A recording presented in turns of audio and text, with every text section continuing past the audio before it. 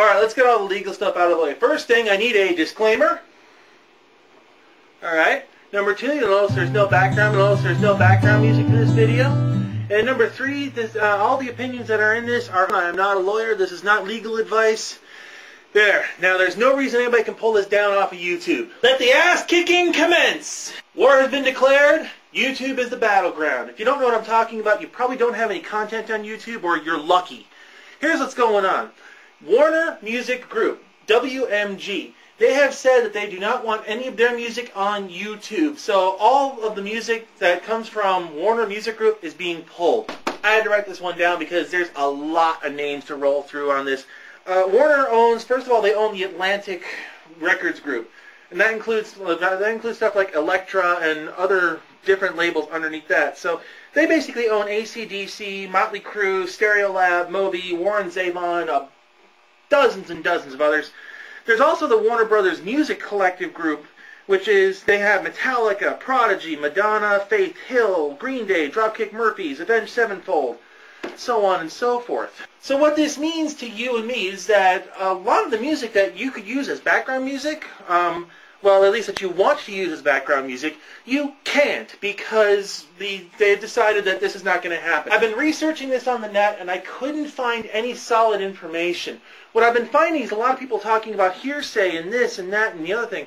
Number one, I found out that the memo really didn't get out to a bunch of the artists with the Warner Music Group. There are several artists who have YouTube pages, and they're pissed off that their music is down. Originally, I thought this was the Warner Music Group having a sand in the vag moment.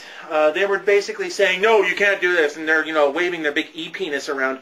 But then I found this article on CNET, and according to the CNET article, it was actually Google.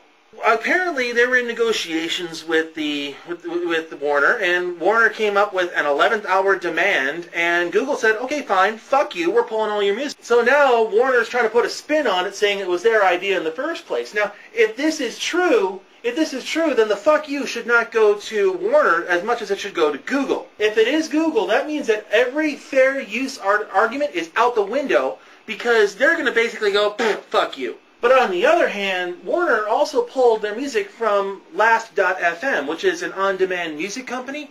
You could still get individual artists from their station, but you could not get anything from Warner.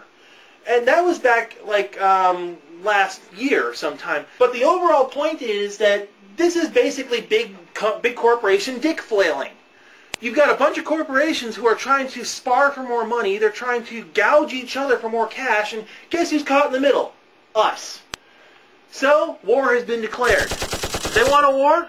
Let's give it to them. You know what? But they're sitting back here in our easy chairs, and this is not really going to solve anything. And some people would say it's rather juvenile behavior to sit back here and put up our collective middle fingers and go, okay, fuck you.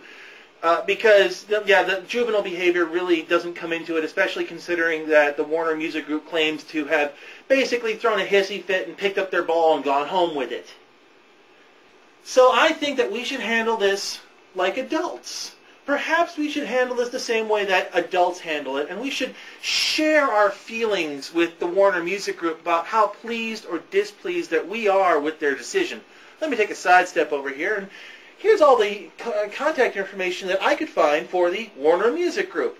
You'll notice that there's a fax number down there, and I think that we should use it. I would give you an email address instead, but apparently they don't want to share an email address with us, which is probably a smart move. So I think that we should all send them faxes to explain to them exactly how we feel about this situation. And I think we should expound on our feelings. I think we shouldn't hold anything back. We should just let it all flow onto pages and then send it to them.